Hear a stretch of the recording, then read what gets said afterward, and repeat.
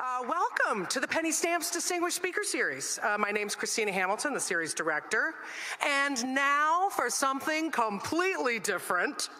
Yes, today we present 3 of the 5 members of the Native American sketch comedy group, the 1491s. You! And by the way, there is no apostrophe on that slide. And they are going to be here together in conversation with Obie Award-winning theater director Eric Ting, who you are going to learn to love, I'm telling you. A big thank you to our partners. Today we are co-presenting this event with the University Musical Society, or UMS. Yes, our longtime and most extraordinary partner to this series.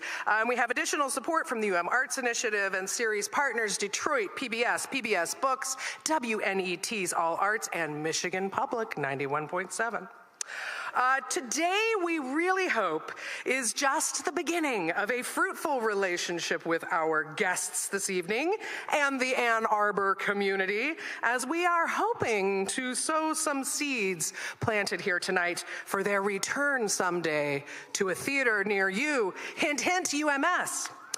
In the meantime, UMS has more comedy to warn you coming up very soon. So get your tickets and don't miss. There are 2 great shows coming in February. The award-winning Nate, written and starring the ever clever and provocative Natalie Palamides, February 5 through 9. And then Penny Stamp series fans will also want to check out the Gaming as Performance interactive experience of the show Asses Masses. Those creators are going to join us here in the series next month. So you can get tickets for both of those shows, and you can also check out the many, many other gems on offer from UMS at ums.org. And remember, students, you get student ticket prices, so don't miss out. Please do remember to silence your cell phones, take a break from your technology. Due to time constraints today and with how many people we have and the material to cover, we are not going to have a Q&A.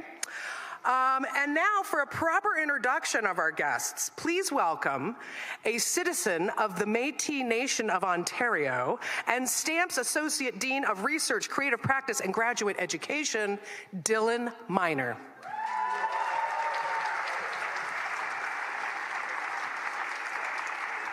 Thanks, Christina, and welcome to another brilliant Penny W. Stamps Distinguished Speaker Series. I'm more than humbled to briefly introduce our guests for this evening, the 1491s, or rather, 3 members of this 5-person Indigenous collective. Let's give a little something to the 1491s.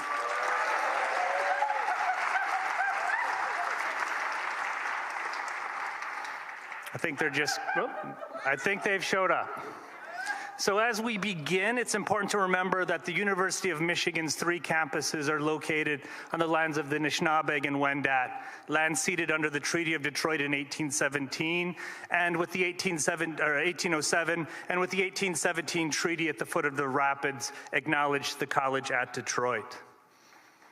Apparently, I'm only asked to present to guests here at the speaker series following election-related dates. And if you recall, I last introduced Guadalupe Maravilla the week after the federal election.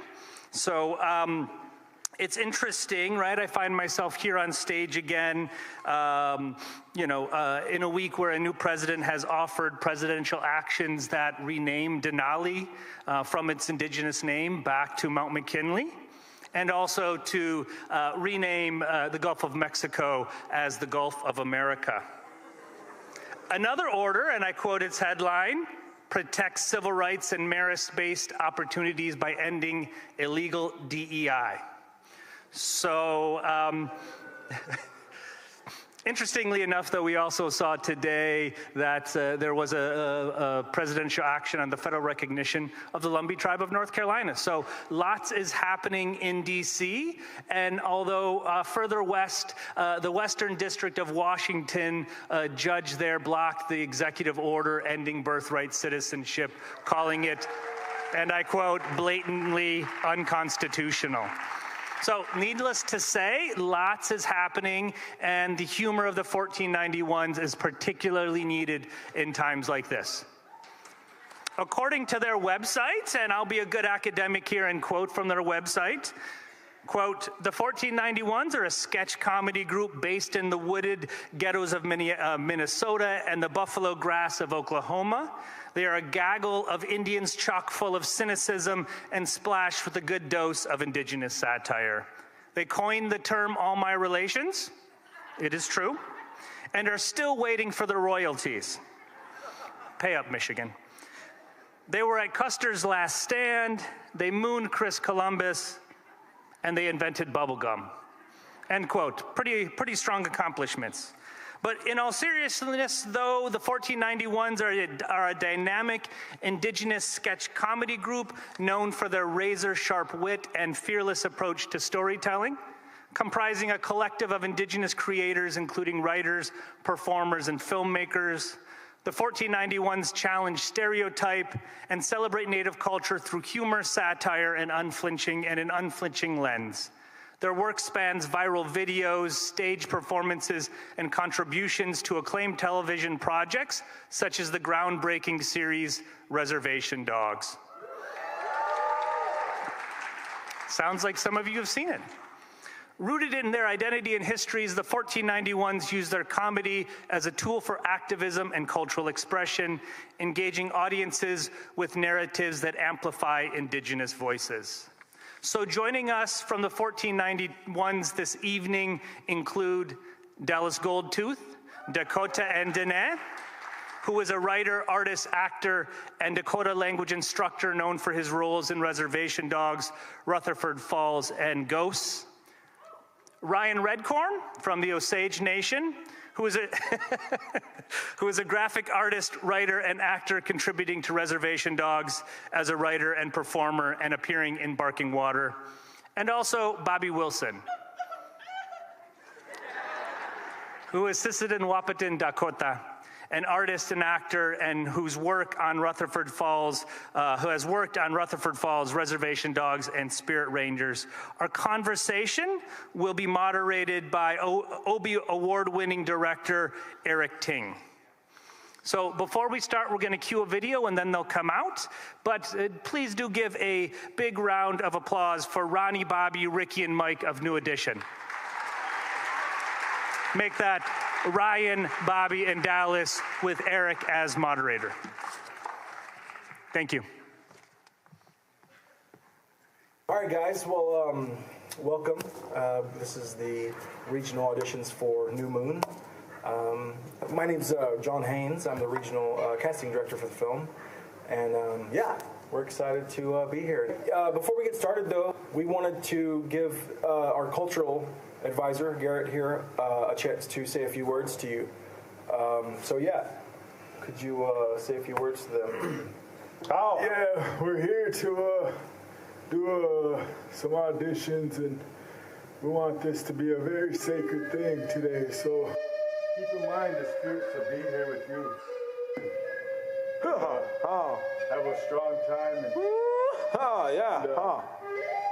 and you will be very good at what you do. Let it flow, and the Wolf Nation will come, and you will hear them enter your body.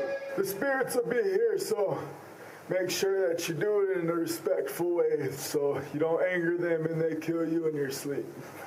Yeah. All right, so yeah, we're going to do a little audition with everyone first, and then we'll do our individual auditions after that. Oh! First up, we would like you to actually do your sort of Indian stuff, right? Yeah. Cultural stuff, anything. Dancing, you guys dance? Mm-hmm.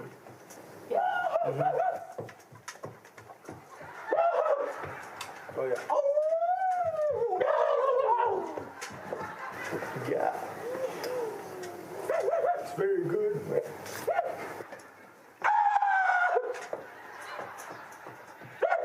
Can't get no better than that.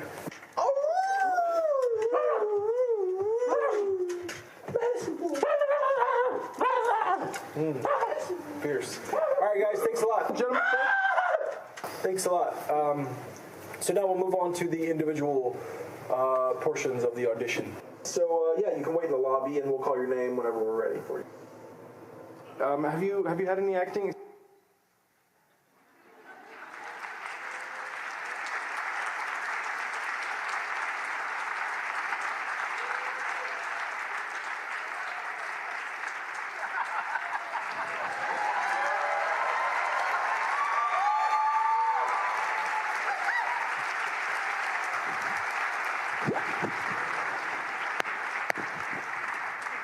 Okay. Bonjour, friends. How are you? He's excited because we just taught him that word. Yeah. We told him it means penis in Ojibwe. So I am not Ojibwe, nor am I native, but I have had the honor of working with these three folks sitting next to me since 2019. Is that right? You're not native? Did you know that? I thought you were a Navajo, bro. I also thought Navajo. Yate. Dead ringer. Yate. Honorary. You said you had sheep. I guess I never asked him. We're here with 3 of the 5 1491, so I have an appropriate video or slide for this. Ahoo! Yeah, those ones don't matter. Just want to let They you know. died. Yeah. No longer with us. We ate them, and we took their power. Do you all want to? So I thought we'd start off this panel conversation with each of you introducing yourselves. And I think the question that I wanted to ask you is tell us something about you before you knew each other. Like before you were the 1491s. So I'm going to leave it there. Hamitakiapi. I'm Sterling Harjo. Lost quite a bit of weight. Little of weight. Not that much. Before I knew the 1491s, I was just out there in those prairie lands on the streets of Minneapolis. Any Dakotas in the house? Oh, those must have been Ojibways. Crickets. Yeah, Crickets. crickets. You're all alone in this world. The Pajagan Dodem out there. Yeah. Oh, he knows. I was just lost out there.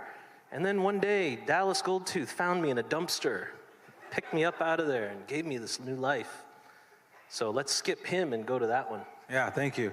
I found them in that dumpster. I smudged them off with sage and tobacco, and Cough drops. brought them into the world. Cough drops, smudged them off.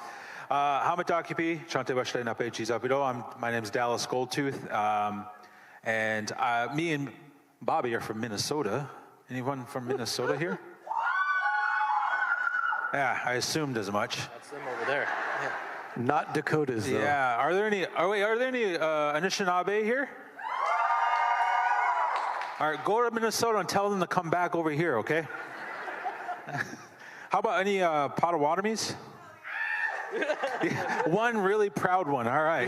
You hear that Potawatomi war whoop? Yeah.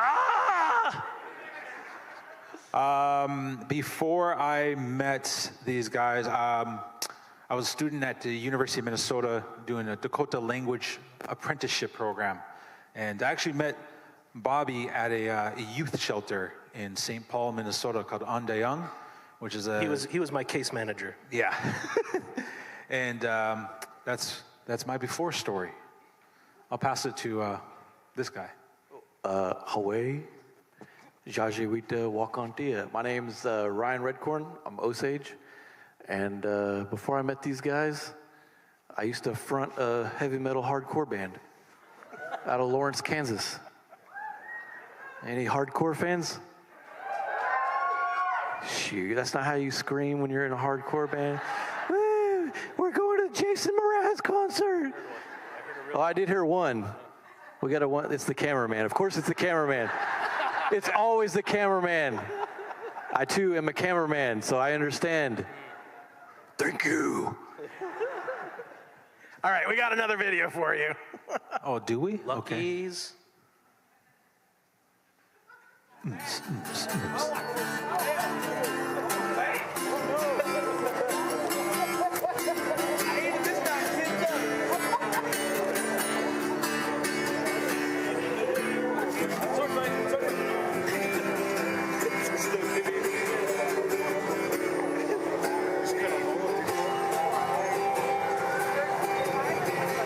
afternoon, brothers and sisters here.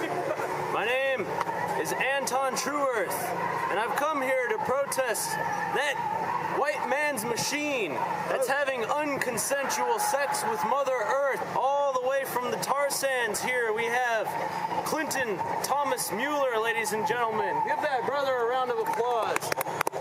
Yeah! Yeah! Masicho, we're here to make a stand, fighting for our rights as people, as Indian people, as brown people, as pink people. We're here to stand together, to say no more. We're not going to take this no more. We're not drinking no more. And that's why we're here. Brothers and sisters, we have with us a supporter here, an oil rig worker who knows firsthand what these machines can do to our Mother Earth. Ladies and gentlemen, Brother Bear Grease. Prostitution, fornication, masturbation. Do you want prostitution in your community? I used to get drilled up my pipeline for meth. And I used to do a lot of drilling up pipelines for meth too. You heard of Duck Dynasty? They used to call me Dick Dynasty. From the National Cowboy and Indian Alliance, here to speak on his people's behalf. He builds a bridge. Ladies and gentlemen, Jimmy Jack and his Johnson. All right. My name is Jimmy Jack Johnson. I'm from the Cowboy Indian Alliance. And that drilling rig right there is filled with white men. They're going down in the ground with their tiny little buckets and picking up oil and bringing it back up. What's wrong with ethanol? We got a whole field of corn right there. Those corn's like tiny little solar panels making all kinds of ethanol. We can run our cars off that.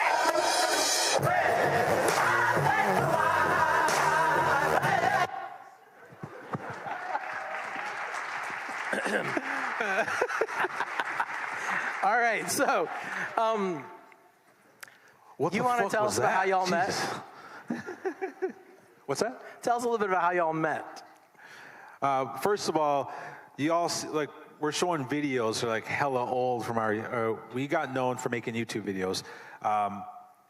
I again had met Bobby in working at this youth shelter in Minnesota, and we actually met the other guys. Migizi, who's not here, who's one of the guys in the photo, is my brother. My stepbrother. We grew up with each other, and we all. Look, I guess I won't tell that story. I'm just saying that in the grand picture, we started out together making YouTube videos just because we enjoyed creating stuff with each other and being goofy and doing stuff for our families and friends. And over the years, over time, people started asking us to go perform at college campuses and do shows. And so for about a good 12, 13 years or so, we traveled all across Indian country doing sketch comedy, improv, and a lot of stuff that we made on YouTube, but also just original content that we did. And it's been a long journey, so it's even like I haven't watched these videos in a long time, but it's a pretty wild journey where we went from just making videos and to where we are now. So I just want to acknowledge that.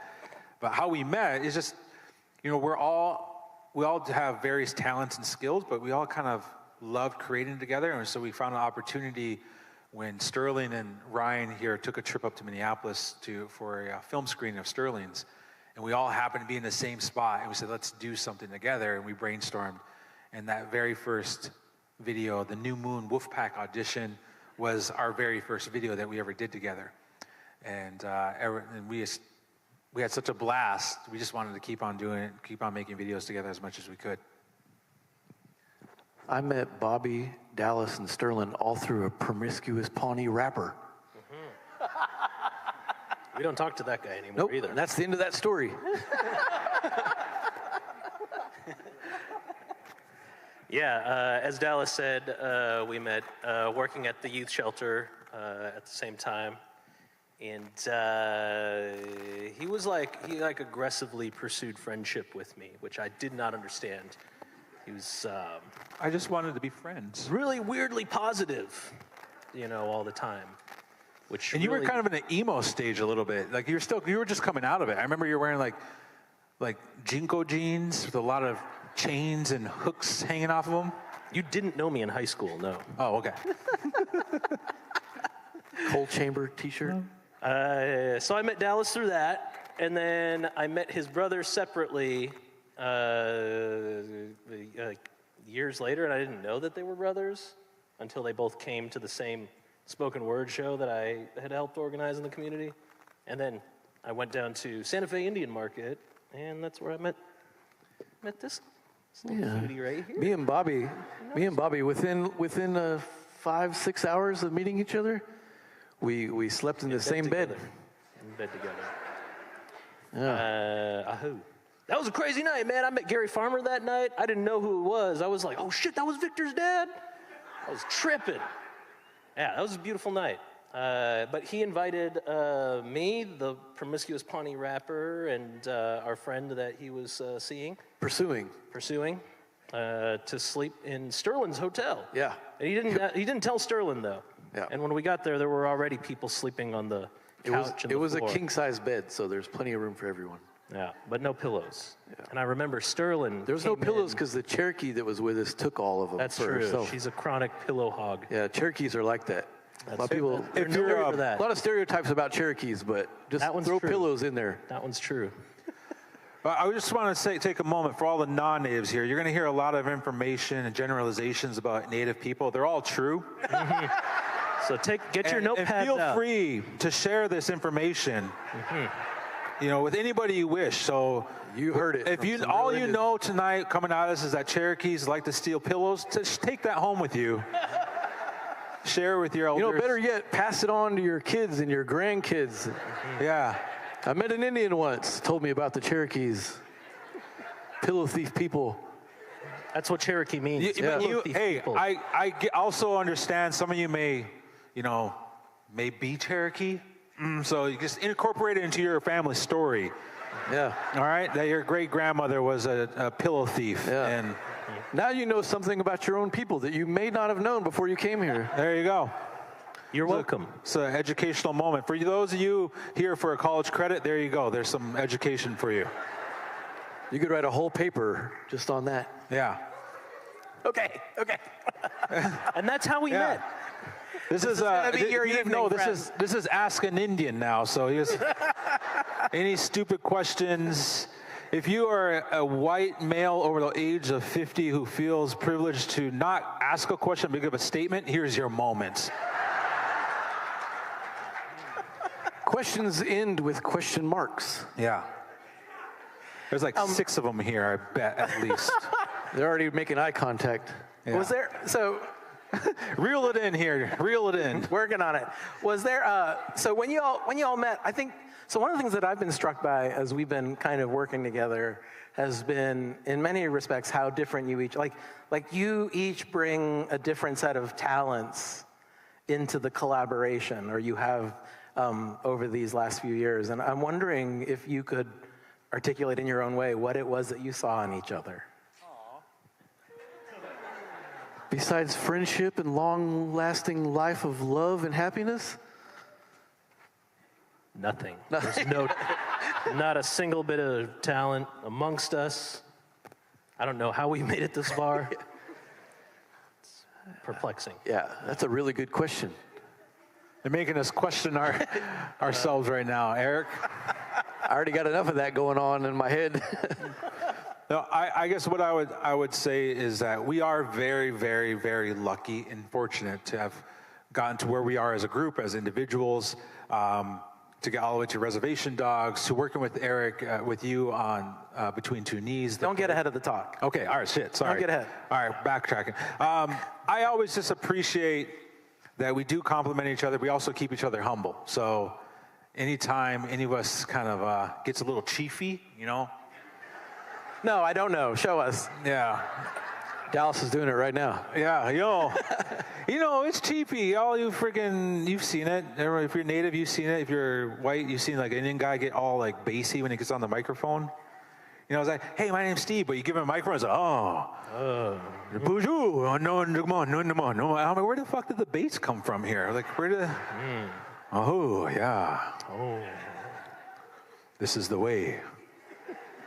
I just want to say, you said that we compliment each other, but that was a lie. I would never compliment you to your face. Oh, that's right. Only behind your back. Mm-hmm. traditional. Okay. Yeah. Y'all ready for another video? I'm going to play another video. Hold on a second. Hey, yes, please. What? Oh, for the Cherokees. Good segue.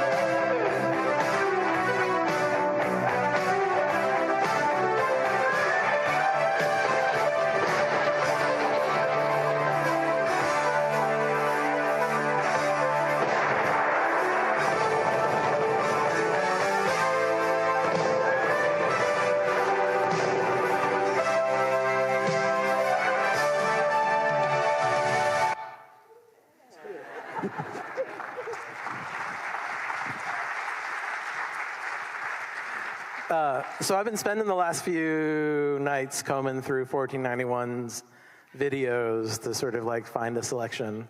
And I gotta say this out loud, I just feel like there's a lot of nipples in your videos. Like I almost want to call it like a bare nipple aesthetic.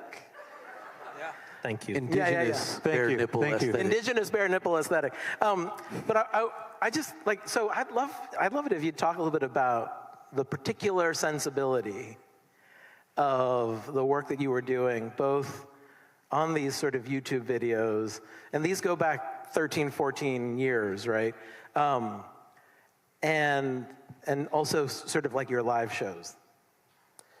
I think a lot of the stuff that we were doing, especially why you see our nipples so much in these videos, is because historically speaking, there have been a lot of Indian nipples on TV and on the big screen. We felt left out. Yeah. If you're an Indian in film, you're not allowed to have clothing. So it's a lot of nips, a lot of hair, a lot of feathers, and we just wanted to emulate that. Because they would never cast us in anything. I mean, look at us. We have tan lines. You can't have tan lines if you're going to have your shirt off on TV. Dallas knows he doesn't have any tan lines anymore. He's actually a real actor now. But he wasn't then. No, back then, no. I have really big tan lines. Farmer's tan lines, some would say. I would say those are burn lines. I don't know. So my brother, who was on the piano, he had the piano solo, Migizi. He has a playlist. Him and his wife have a playlist on Spotify of all like native Indian songs. And that song was one of the, at the time we were all like, dude, we got to do a music video to that song. And we filmed that down in Oklahoma. In that room where we were at, like this is a story about that video. Ryan said, oh, I got a place where we can film. And we're like, oh, cool, let's go do that. And it was a little someone's meth house backyard kind of vibe. And the guy was like, oh yeah, you can go in there, just mind the shit. And we go in there, and there's literally rat shit everywhere. And it's like infested. And we're like, dude, you're gonna get us the hunta? Like, what is going on here, brother? But did you die? No. Maybe. Not sure. Things have gotten really crazy since then. So. But if you notice also in the Cherokee, the woman in there, her name is Natalie, and she's actually was in Reservation Dogs. She played the nurse, eye doctor. The optometrist. Optometrist, yeah. So it's a nod to her. We've been working with her for a while. But yeah, I think that we all grew up in the late 80s and 90s, influenced by so much media that told us what natives should be like. And there's that aesthetic that you're talking about, the nipple aesthetic. It's like that's a part of that. And so really a lot of our videos are just fucking us trying to process that shit, regurgitate it back out, kind of like really, just trying to understand what that fucking means and everything. But that video is a part of that effort of just like all those stupid music videos like that. It was really fun to make. And that song is a well-meaning song also by the same people who wrote The Final Countdown. You know it. Yeah. Cherokee! I laugh because when he does this little like quick little like head thing like that, I'm like, dude, that's so dumb. That's fucking funny. I mean, this Trail of Tears. Yeah, it's obvious. It's Trail of Tears. Yeah. Indian sign language. It writes itself. Yeah. I think the general thing is like when we were, like Dallas was saying, we're all growing up, we're watching all these films with Indians in them. They're all Hollywood Indians. We don't really know a lot of those people. We kind of do some of them now. But like most of those roles that are available are only like a specific type of role. And that in itself is like incongruent with our own lives where we're growing up in our own community. And so now the camera's available to us, and the first thing we decided to do was take our shirts off and show our nipples too, but in a different context. Our nipples are for the people. Yeah. They're gifts in many ways. So you're welcome. 2 gifts each. Yes, you're welcome. Some with tiny little hairs on them. No? Just me? No, okay. I don't have any hair. Here. I remember you all telling me, or one of you telling me at one point that early on, you were making these videos for yourselves. Sort of like part of the way that you would, and you still are, right? But I wonder if you could talk a little bit about when you started to become aware of the way your videos were being received by others. Oh, dude, immediately. Yeah. I don't know. When that video got edited, this is like before everybody had smartphones the way that we have them now. You had to go on a fucking computer to look up youtube.com. I was teaching or co-teaching a class in Rosebud, South Dakota with the Sicangu Nation. And, hey, all right. And like the first day, I got a text from all these guys that was like, all right, this video is on YouTube, enjoy. And I was like, okay, I'll get to watch it at some point when I have time. And the next day I got to that school, and like every person in that building was like, I fucking saw you, man. I fucking saw you. You were fucking Wolfpack. Yeah, I saw you in Wolfpack. I was like, damn, everybody's seen this video. Like, by lunchtime, like, all the students had seen this damn video, and I was like, all right, like, you know, I'm trying to teach this class, and they're like, I have a question. I'm like, yes, I saw you on YouTube. I'm like, okay, let's watch it. So I watched it with the class, and I was, okay, this is funny. But immediately, like, again, going to the gas station, going to the grocery store, everywhere on that res, like, every Indian had seen this damn video. And I remembered right before we filmed it, when we were dressed up the way that we are in that, Redcorn looked at us and he was like, I think we're going to be Indian famous after this, guys. And I thought that was the silliest thing I ever heard. And I didn't know that that would be a thing. But it is true. From that point on, every res, and I've been to almost every res that exists, there's like at least one person, you know. I mean, the Indians that are here, I hope, I assume. Some of you very young, though. Your parents probably made you watch us. That was conceived while our videos were playing in the background. That one in particular. Yeah. That was the soundtrack. Your mother's got some kind of way after seeing that, and your father's. And your they dad's. also got some sort of way. Yes. I also remember that first video, Ryan also saying, you know, we're never going to be able to run for office, right? You know that. Yeah. So yeah, that's right. At least his tribe, they can't do that. The Oklahoma tribes, they're all kind of uppity. Up north, it should show your nipples, you're guaranteed chairman status. His dad is the vice chief of my his dad tribe. was on our council at the time, and then also was our assistant chief. And my family's like been pretty involved in our tribe's politics for as long as I can remember. And as soon as that video got up, I got this phone call, not from my dad, but from Wilson Pipestem. And Wilson Pipestem is like one of probably the most powerful Indian lobbyists in the country. He's like literally, a lot of people don't know this, but he shepherded the Violence Against Women Act all the way through and is partly responsible. There's a lot of people involved, but he's partly responsible for getting the native jurisdictional components into that law. Anyway, he calls me, and you don't want to get a call from Wilson like this. Answer the phone, I go, hey, what's going on, Wilson? He goes, Ryan. He's really kind of, before this moment, he's really kind of grooming me to kind of like, hey, let's think about you running, your political future. Ryan. Some things, when done, cannot be undone. And I was like, I think I'll be all right, Wilson. He goes, we'll see. He goes, I liked your little video there, but we'll see. I think it paid off.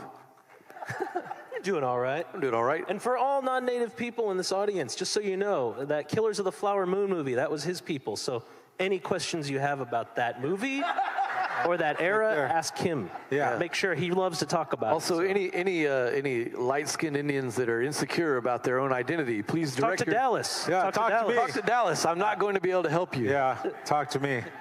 I'll direct We'll you run a sweat for you. to Ryan there. Yeah. He'll give you an Indian name. Mm-hmm. Yeah. I'm going to tell you to go F yourself.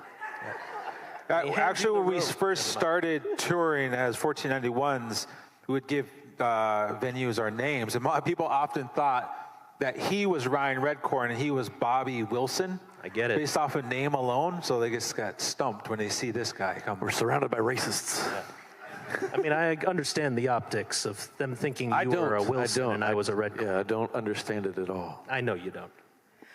Only because it plays an integral role in another section of this conversation. Could you talk a little bit about your live shows? Sort of like what that was like? Maybe. I mean, I've heard stories of you like climbing, like all piling up into a little car and driving. Okay, so I'll tell you one story that's a live thing. All right, I'm starting over. Okay, take it easy. All right, calm down. He's talking to himself, Yeah. not you guys. He doesn't do this. I'm a little nervous now. I did the one show I did was my most nervous moment in my life. It was in front of my mother-in-law, and she is like a hardcore Oglala Lakota proud woman, and will cut you with just a stare kind of thing. And our show, 75% of the show, I'm in nothing but underwear. Like that's the show. That's what the people came to see. Yeah. And it was the funniest thing in the world because it was like in a little tiny conference room. It was like a conference room, like maybe that section of people. That's like maybe 50, 40 people in there. And there was one entrance. The entrance was there. And for whatever reason, she decided to sit in the far corner over there. And so this started, and I came out in my underwear like, hey, everybody. And I saw she already tried to calculate, how the fuck am I going to get out this room? But she couldn't because she was locked in. She would have had to walk in front of everything to do it. And so she had to sit there and watch the whole show. And she came up after, and no eye contact. She was just like, that was good job. And she walked out really quick. And I was like, oh my God, I hope I survive after I talk to my wife. But she was like the most embarrassed she's ever been in. But yeah, most of the show, it was, our nipples were out. And we did a mixture of sketch comedy, improv. So we had a number of sketches that, actually, there's a number of sketches that end up in the show Reservation Dogs that were based off of our live shows and performances. Yeah, the episode 1 of season 2, when Gary Farmer and Wes Studi are at the lake and they're singing the Tom Petty song. Didn't you co-write that? Yeah, with Dallas. Yeah. Oh yeah, we did. Yeah, me and Dallas co-write it. It's literally the Sweat Lodge skit that we used to do. I got popcorn on my face. Creator, I just want to pray for my ex out there and her new man, and I just want to say I hope that she's teaching him all of those nasty things I taught her too in a good way. Oh, Creator, I just want to pray for all those that need to hear this out there, but, pray for my ex, wherever she's at, and she's teaching that man new things. Let her know that I taught her those things like that. And Creator, if there's a man out there that needs a job, anybody has a job out there that needs to provide for his kids, I'm tired of taking care of them like that in that old way. Creator, I also forgot to say that it's hard to get a job out here, so please help me get a job so that I can provide for my ex. Creator, if there's a vehicle out there that you could provide my ex's old man, he would really appreciate it. And if you get that vehicle, tell him to not drive past the house like he did with the last one over and over again, Creator. So the crazy part of that shit really happened. I was in a sweat lodge. A ceremony. I was in a serious ceremony, you guys, between two Indian men who decided to have an argument via prayer. The most passive-aggressive, sacred thing you've ever seen in your fucking life. Praying about their exes. They have the mutual ex, and they're praying about her at the same time. Just so you know, I would say like 98% of the stuff that made it into Reservation Dogs is actually just real. It's all based on a true story. All based on a true story. Even the tripping episode, the LSD episode, was based off of my cousin, his mother, my cousin who's older than me. He's probably in his 50s or 60s. His mother accidentally ate his spicy gummy bears. And he didn't know it. And she ate so many that she couldn't talk. And they thought she was having a stroke. And they had to take her to the hospital. Anyway, hilarious. So we put it into a comedy, based. Can I play another video? Sure. You don't like what we're saying? Yeah. No, I did. What are you trying to say? Was that not funny? No, oh, fuck, now they're turning down the lights? Okay, all right. Silence Indigenous people, okay. Yeah, I've heard about this place. I've been to a lot of white doctors. No one can really tell me, what's going on with me. Basically, I ain't got no singing voice, and I'm really tired all the time. Well, do you party a lot? Hell yeah. Knock it off. I've been medicine, man.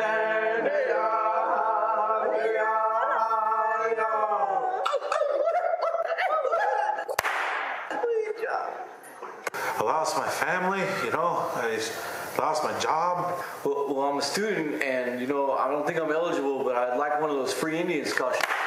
It's just I don't know what to do to get them back. I don't know what to do. Well, are you still drinking? Oh yeah, time to time. Let's go drinking. What's your problem? I'm sad. I'm just gaining weight all the time, my sugar's high all the time. Why, are you part white? I can't find my penis. I haven't seen my feet in a long time. Look at me, I'm fat. Well, are you eating all the time? Well, yeah. Well, quit eating.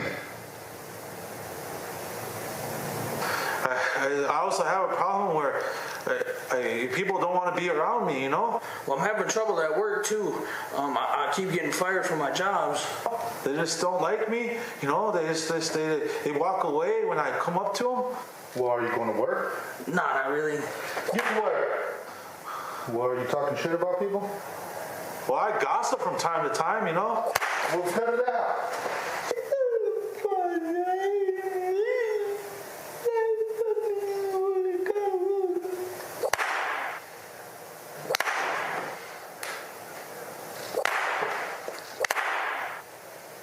Oh.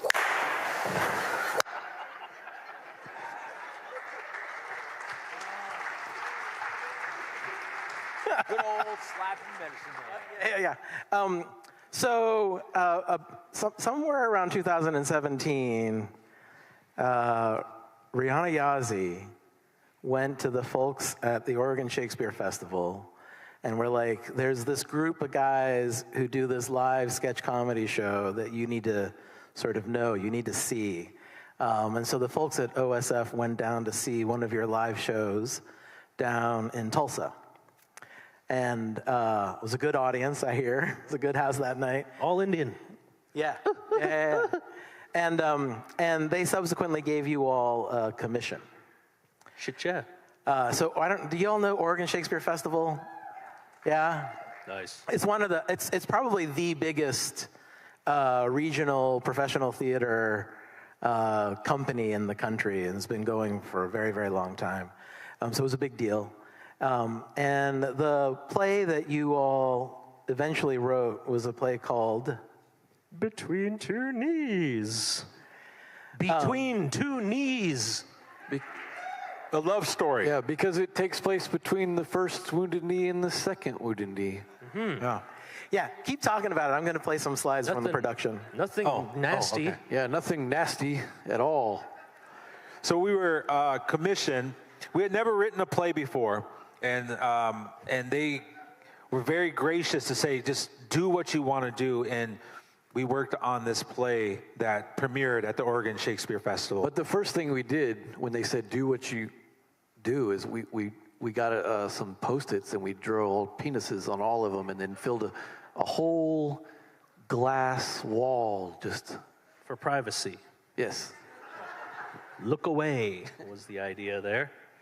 Yeah, that was a transformative freaking show, man. I mean, we had never written long form before together. And so, like, at that point, I think it had been almost 10 years we had been making, like, YouTube content together and then also touring.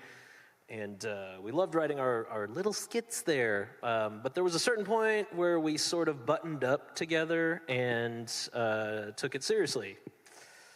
Or at least as seriously as we could. We applied for funding to do an artist retreat together. Our light-skinned friend here who knows things about business applied to have us as an LLC, yeah. Which we didn't know was a thing at the time.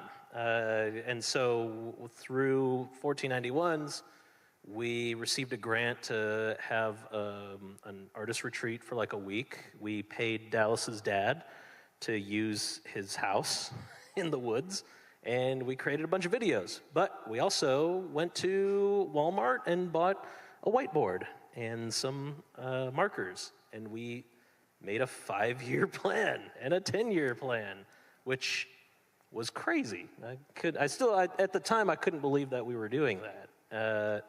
the goals that we had set for ourselves as a collective were to get to film and television, which didn't seem like impossible, but did seem a bit unattainable. Because we had meetings, but they were really weird meetings. Those meetings sucked, dude. They were the worst. They were disheartening. But white people pitching us the Indian comedies that we should. So there's a casino. It's in a cul-de-sac, and then there's a sweat lodge and the peyote dispensary. And there's a peyote, and we sell whiskey too. Yeah, like pass. Yeah, you make that. Yeah, a lot of that. Oh, they were trying to make that. I know some Indians that would sign up for it. But with that, I mean, the idea was if after 5 years we didn't meet these sort of benchmarks, then we would reevaluate what we're doing as a collective. And if after 10 years passes and we have not gotten on TV on the regular, then we should just give up and die. Teach the Dakota language. Yeah, that's right. Be language teachers, I meant. Yeah. Yes. So I remember sitting in a rehearsal hall with you all working on this show, and Sterling was there. And we were in the middle of rehearsal, and Sterling's phone rang. And he looked at it, and he's like, you know what, I think I gotta take this. And he was showing it to you, and he's like, I think I need it. And you were like, oh yeah, you need to go take that. Oh, he was super stressed out. We were rehearsing this show, and... Writing and rehearsing. Yeah, writing and rehearsing at the same time. And Sterling's phone was going off, and he was stressed out because he had this idea for a show, and he was doing it with Taika Waititi, and Taika, was like, well, this is going to be your thing, so you just go write it. And so he was stressed out about making this big presentation to take to a network and try to beg them to let him do a pilot. And so he was supposed to go and do that right after our rehearsals were done. But he gets a call or a text from Taika, and the text just said, congrats, buddy, you have a show. And he was sitting next to me, all I heard was like, holy shit, oh fuck, oh shit. And I looked over, and his hands were like shaking, and I was like, what? And he showed me the phone, and he goes, I said, yeah, get the fuck out of here, go on. Sterling is the most anxious 1491. It's true. He covers it up very riddled with anxiety at all times. And that ended up being, yes, play this video. Oh, that is the video, yeah.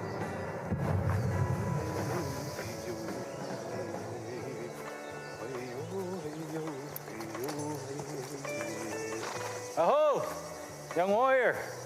Are you Crazy Horse or sitting? No, I'm not one of those awesome guys. No, I'm more of your unknown warrior. Yeah, my name? William Knifeman. I was at the Battle of Little Bighorn. I didn't kill anybody, but I fought bravely. Well, I didn't actually fight. I actually didn't even get into the fight itself, but came over that hill real rugged like, I saw Custer like that. But then the damn horse hit a gopher hole, fucking rolled over and squashed me. I died there. And now I'm meant to travel the spirit world, find lost souls like you, being a warrior. It's not always easy. You and your thuggy-ass friends, what are you doing for your people? It's easy to be bad. But it's hard to be a warrior with dignity.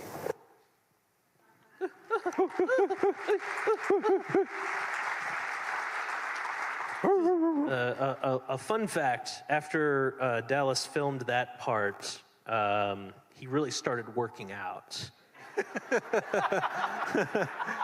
And Sterling asked him to please stop because spirits don't get like muscles. Dallas, you're a lot funnier when you're fatter. You're a lot funnier if you're just overweight. Just don't do it.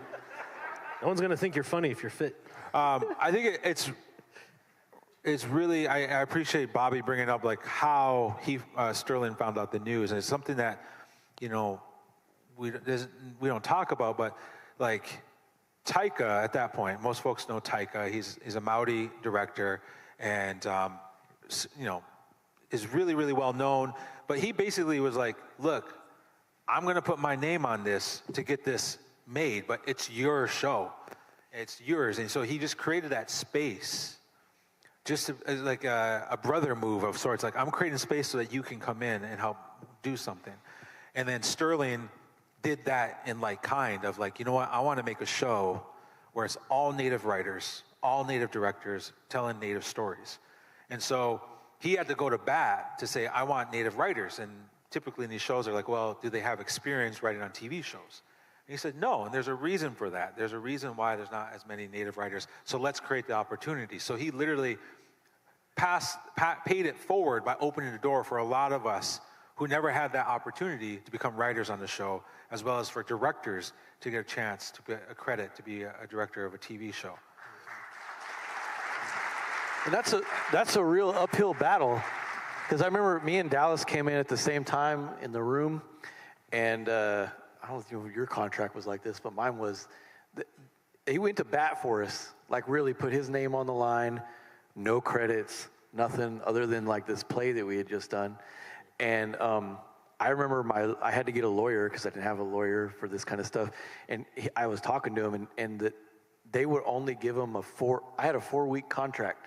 That first contract was 4 weeks with an option at those 4 weeks for another 4 weeks, with the option at the end of those 4 weeks for another 4 weeks. And then the thought is like, I think from the network side is like, there is no situation that's ever existed under which we hand out a 4-week contract with this many options that anybody gets a script assignment at the end. It just doesn't happen. Like, it never happens. Even if you do get paid if you write a script. Yeah, and if you do get one, you ain't getting no money at all. And that's what happened. Like, me and Dallas ended up co-writing 2 episodes together at the end of that season, and like that just opened the door. And there's maybe there's another way, but I can't imagine in my brain of another way under which any of us like get through that in a way that completely, like that many of us made it through. As the first all-Indian writers' room in the history of film and television, and like Dallas said, like all Indian directors through the whole series of the show. Like, that show in of itself probably tripled the amount of Native writers in the WGA. Tripled. And I looked at the list of who was on there before. I'm like, I have no idea who these people are.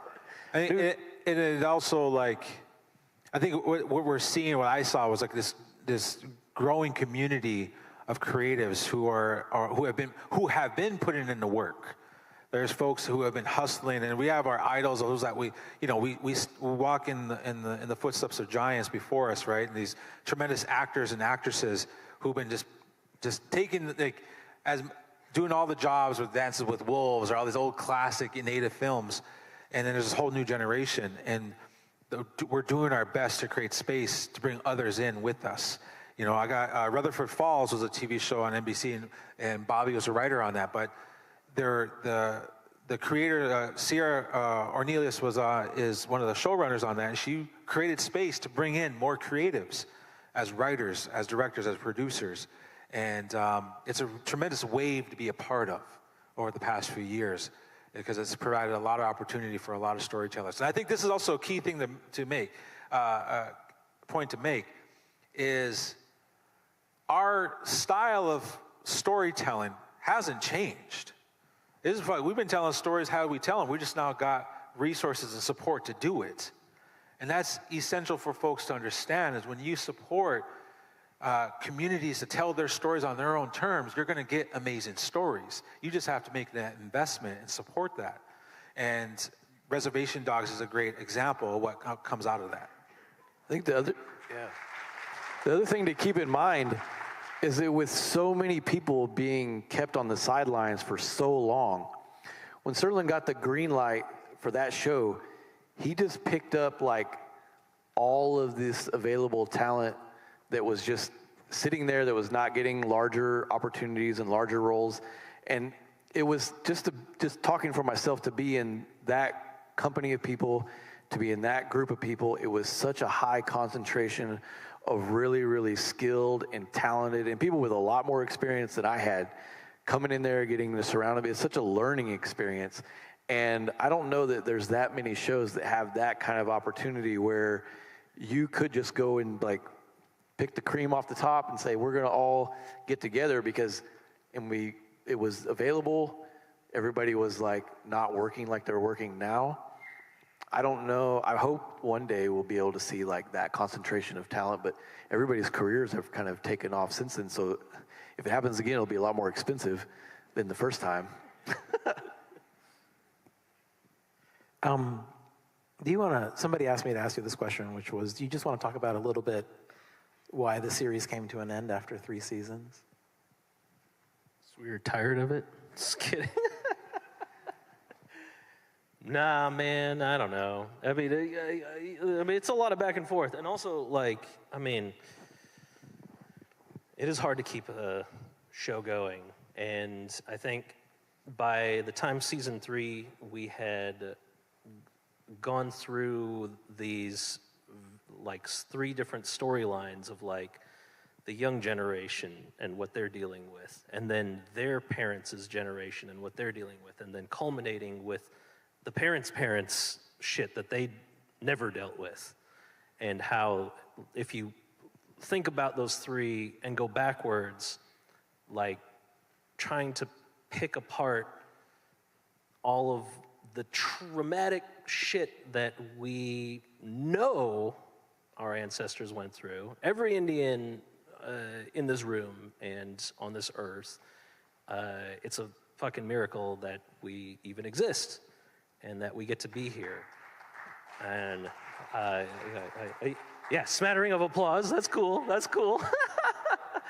Just stating facts, man. I mean, we've been through a lot of shit. And like at base level, everybody that's not native like knows that to some degree. And so like the things that we wanted to pick apart of like our generation and the previous generation, like not dealing with those things, not talking about those things, like, and trying to get that back.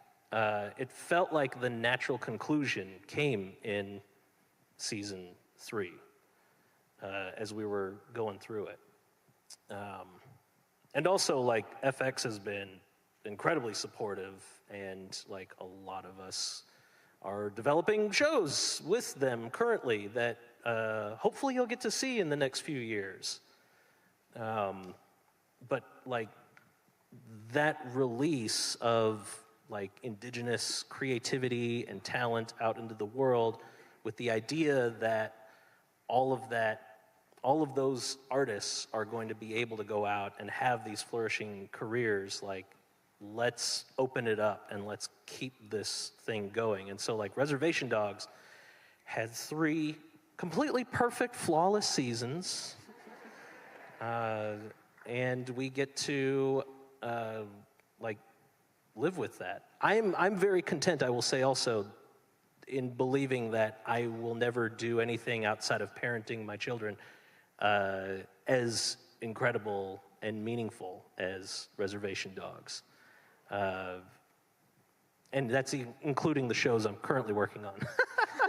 And I'm cool with that. That just means I get to have fun because it's never, like the pressure is off to make Reservation Dogs again or to make something as good as that, you know? Yeah, I always, I've said this and I'll say it again, is that when I watch the show with my kids, I got 3 daughters, and what the most amazing part to them, and I've talked to Sterling about this too, is that it's normal to them.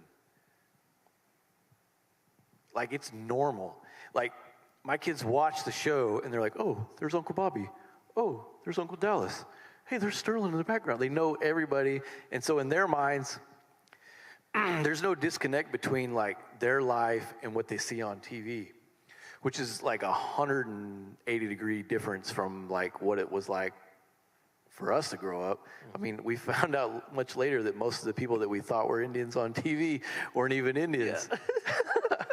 You know, remember, I don't know, the natives in this crowd, like, you know, like, when you were growing up, you see someone on TV and you're like, oh, they're native. I know they're native. Like, for me, Joseph Gordon-Levitt in Third Rock from the Sun, that fucker is native. I was like, oh, he's fucking native. He wears his hair like me. His mom gave him a shitty haircut like me. Hell yeah. I thought the Green Power Ranger, Tommy, turned to the white ground. That guy was native, right? We all knew he was native. Dude, Atreyu? Fucking purple buffalo rider. Dude. Rufio? These were my heroes. Yeah, broke my heart. Yeah, Filipino Broke my brother. heart. Yeah. Rufio was Lakota in my heart. That's what Those were our Indians growing up. What'd you say? Rufio and Atreyu. Still is. Yeah. Still is Indian. But that's an example. Like we were so famished for any type of representation on TV that we latched on to anything. And oftentimes, who's creating that story? Who's creating these characters? Not natives. These are oftentimes non-native people who think this is what native people are like. But for us, that's all we got. So we latch on to that. And, Steven Seagal, like all of Steven Seagal. Dude, me and my cousin dressed up as Steven Seagal one year for Halloween. And like hair slicked back, and we had a little toy shotgun, and we thought we were all so cool. Me and my brother used to fight like with the way Steven Seagal holds a knife in Under Siege. He holds it like this. We used to sit there with letter openers, and try to cut each other. Yeah. Nobody else? Okay. No. Just me. Oklahoma stuff, I guess. Yeah, I guess. We didn't have that in Minnesota. Yeah, these are. So what you see, and what like you could, if you see the journey of like our older videos, it's just like us kind of like, how does that mess with our minds? And for me, my journey very much has, in my life thus far, has been defined being a father, and like me coming to understand what does it mean to be a father based off the examples of fatherhood I saw before me, and how do I rectify the dysfunction I saw with also the beauty that I saw growing up. And for me, comedy and videos and William Knifeman and all these other manifestations is how I process all that and try to kind of find that way of like release. And I think, Bobby, you spoke to it, like this idea of like, there's engagement that we've had. And actually, I don't think we actually talked about it, but I noticed your Facebook posts, or one of your posts, was on the same level as me, is like at what point, how do we as people not re-traumatize ourselves when we're talking about what happened, right? How do we break that generational curse of sorts of like, how do we acknowledge for ourselves what happened, but also move forward? By making fun of it. By making fun of it and making fun of ourselves and teasing ourselves as well as others outside. Like that's really how I really believe that we move forward. You can tell Dallas goes to therapy. Can I just, I want to just ask, so one of the things that I've been struck by in collaboration with the three of you, the five of you, has been sort of how uncompromising you are in the work that you do, no matter what kind of sort of aesthetic it takes, what form it takes. There's always a kind of like heart thread that holds the center of it.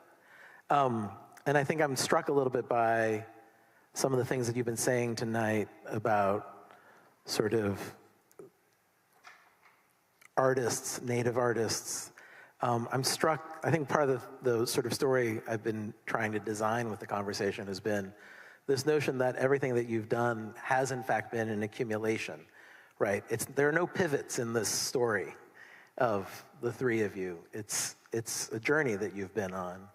I wonder if you would mind sharing with us both a few native artists that have inspired you, that have come before, and actually a few native artists that are coming after. You know, who's like there on the, who's emerging for you all? Because you're now, I mean, this is like, you know, you're not elder statesmen, but you're older statesmen. We're uncles. You're uncles. We're future ancestors in some way, you know. I used to think that I was going to be like a world-traveling graffiti writer, muralist. I was a Midwest-traveling graffiti writer, muralist for a long time. And so a lot of my inspiration was from Other painters, and Oscar Howe was one of the big ones, Lakota painter from South Dakota.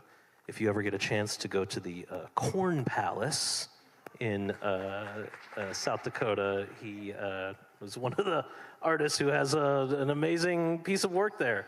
It's made of corn, and that's funny, but it's also a really beautiful piece. Why is that funny? It's pretty funny. It's pretty funny. It's the Corn Palace. Artists now? Spirits are here with us. That's Oscar Howe. Yeah. No, that's David Lynch, actually, I think. Now that I think about it, yeah. He's on the marquee. Artists now, dang, I don't know. I mean, Dallas Goldtooth. Yeah, thank you. Thank you. Ryan Redcorn, Migizi Pensino, Sterling Harjo. It was really awesome. Like, our dream as a group was always that if we did this long enough, there would be another batch that came up underneath us. Mm-hmm. And we had a lot of collaborations with some of the people that we did videos with. But man, it was really just awesome to watch the 4 leads in Reservation Dogs like come up, especially Lane, like coming in, like Lane, if some of you guys don't know this probably, Lane was playing video games and his mom was like, come on, I'm taking you to this audition. And it completely changed his life. The kid who played Cheese. The kid who played Cheese. Dogs. And I did a scene with him, and I was trying so hard to get him to crack. I was chewing Oreos and spitting them on him on purpose, and just being like general obnoxious, like trying to get him to break character. And I could not do it. He's unflappable. And I don't know, I just like the younger kids that got opportunities on Reservation Dogs, like all of them. Like I can't wait to see, because they get the opportunity of like we had our nipples out in gymnasiums for like 10 years to audiences of anywhere from 10 to 63, and we were fortunate enough to have this opportunity to like open, to just for myself, the door got opened, and then to watch all these other people like come in and get to come in at a young age and get the bug, and then the other people get to see him, they get to see him perform. And as a writer, if you're thinking about it as a writer and you're looking at these actors like, well, why would I ever write native characters? There's nobody to play whatever. That excuse is gone. There's a shitload of people that are in Reservation Dogs that have zero professional acting training, zero, like not even like did community theater. These are just regular community people that come in and they're just kind of being themselves, or they're being a version of whatever. And they did fantastic. John Parker is one of them. They got tossed in. I don't even know what episode that is. What episode is he in? The one where the girl, he was a fill-in. The girl it was after the strike. She puked in the bucket, and they escorted her out. And then John Parker came out of the makeup tent, put on some clothes, and then they thrust him into this role, and he freaking kills it. That didn't make sense to me either, just so you know. Yeah, I don't. We're all on the same page here. I don't know John Parker or the episode that he's John Parker, puke bucket he's girl. He's the one swinging his hair like this. He starts singing 49 songs. I would. You guys are gonna watch this show? I watch the show. We're just getting a little long-winded there, just a little long in the gums, as you would say. I want to recognize, like, Sam English is an Anishinaabe artist, who was very much influential. Growing up, Sam English, an Anishinaabe artist, and we always, like, every Native conference in the Great Plains and Great Lakes, growing up in the 90s, their poster was done by Sam English. And we all saw, everyone's auntie had a Sam English poster from a conference in their house. They're still hanging up. And he would donate his art for gatherings and conferences. That was his thing. He was also a big proponent of AA. He was a recovering alcoholic, and he really, like, never shied from that. The other artist I want to recognize is, it might be kind of soapy or whatever, but like the Native men who showed up in community. The MPs, like some of the POW MCs, there's a handful of men in our community who showed up, who were there, whether it's funerals or community powwows, whatever it may be. heavily influenced me as a person, as an artist. So I want to recognize that. Future generation, there's a plethora of young actresses, actors, the young folks coming up. Isabella Blank, I just got to work with her. She's an amazing Dakota actress. She was on True Detective, played one of the daughters in there. But I am just so honored to be a part of that movement, and this movement to continue to tell our stories. And it's just it's such a blessing to be a part of. I'm very fortunate to see that.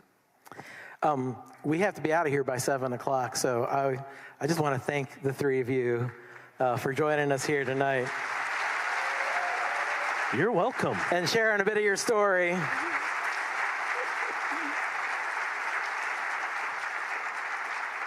And I guess we got one more video to share with y'all as you all head out the door. So I'm going to cycle through. I'm going to skip a video here in a moment. Thank you very much. Appreciate you all. Thank y'all.